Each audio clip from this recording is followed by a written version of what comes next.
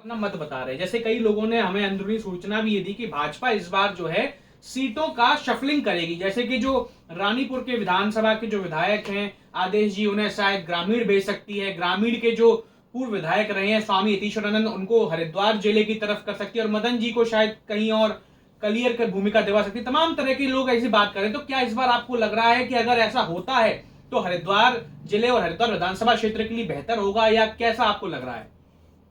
मैं तो ये कहता हूं, अगर ये साहस कर ले संगठन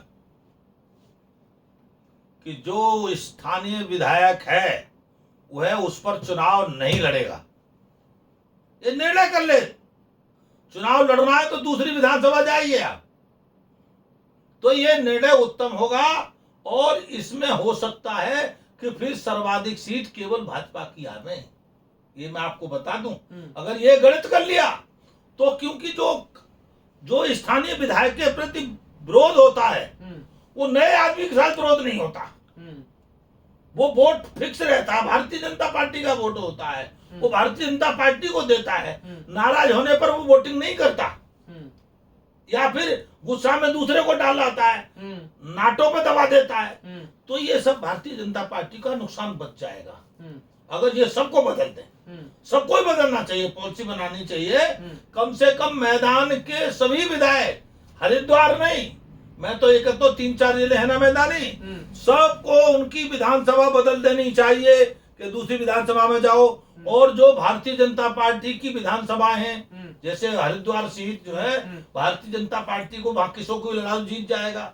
उदाहरण के लिए बताता हूँ, आपकी जो नगर पालिका की चेयरमैन है वहां, उन्हें कोई जानता था क्या? पब्लिक की नेता है वो, केवल वो इसलिए जीत गई कि भारतीय जनता पार्टी की कारण से, केवल कारण से, नहीं कोई उनको पहले से जानता नहीं था। तो वो भारतीय, वहां पर कार्यकर्ताओं को लड़ाना चाहिए। पर भाजपा के कई कार्यकर्ता तो ये कह रहे हैं, एक गुट ये बताता है कि भाई मदन जी को क्यों हटाएं, मदन जी तो बढ़िया काम कर रहे हैं, विकास कर रहे हैं, तो फिर फालतू में इधर उधर क्यों करें। और लेकिन कई कार्यकर्ता ऐसे हैं भाजपा के, वो ये कहते हैं कि भाई अगर मदन जी नहीं हटेंगे तो जो अन्य कार्यकर्ता हैं भाजपा के, उनका जो मनोबल है वो टूटेगा। अब अपॉर्चुनिटी जो है मदन जी को और कार्यकर्ताओं को भी देनी चाहिए, लंबा कालखंड हो गया है, आपको जो हरिद्वार दे सकता था हरिद्वार ने आपको दिया, गंगा माँ ने आपको आशीर्वाद दिया। तो आप इसे किस तरह देखते हैं, जो गुटबाजी चल रही है आपस में, कि एक पक्ष कहता है कि मदन जी बहुत बढ़िया है, काम कर रहे हैं, क्यों आखिर उन्हें तो 6वीं बार भी विधायक बनना चाहिए, दिक्कत कहाँ रही, क्यों बदले इधर उधर। और दूसरा पक्ष कहता है कि नहीं भाई, बदलाव होना चाहिए जिससे कि और लोगों को भी मौका मिल सके। क्या कहेंगे आप? देखो, अगर ऐसी बात है तो ये तो जागीर वाली बात होगी और दादागिरी वाली बात होगी कि हम तो यहीं लड़ेंगे, हम 12 इतनी बार हो गए। ये भाजपा के समर्पित कार्यकर्ता का तरीका नहीं है, बिल्कुल भी नहीं है। समर्पित कार्यकर्ता का तरीका ये है, भारतीय जनता पार्टी जहां ड्यूटी लगाएंगे वहां जाएंगे, मदन कौशिक को खुल के कहना चाहिए, उनका स्टेटस बढ़ेगा। उनको कहना चाहिए कि मैं भारतीय जनता पार्टी का आदमी हूं, भारतीय जनता पार्टी ने विधायक बनाया मुझे, भारतीय जनता पार्टी ने मुझे मंत्री बनाया, उनकी हैसियत से ज्यादा उनका सम्मान दिया। आपको मालूम है, दूधिया थे, एक दूधिया कई बार कैबिनेट का मंत्री रह लिया, तो इससे ज्यादा भारतीय जनता पार्टी उनको क्या करेगी? उनको भी भारतीय जनता पार्टी के विकास के लिए समर्पण करना चाहिए। स्वयं इच्छा से प्रदेश अध्यक्ष को लिख के देना चाहिए कि आप मुझे प्रदेश में कहीं भी लड़ा को, प्रदेश अध्यक्ष रहे ना, वो तो हरिद्वार की बात को, उनको तो पहाड़ पे भी लड़ना चाहिए। आप कलियर की छोड़ो, उनको ये कहना चाहिए कि मुझे उत्तराखंड में किसी भी सीट से चुनाव लड़ लो, मैं वहीं से लड़ूंगा। ये भारतीय जनता पार्टी के समर्पण की बात है।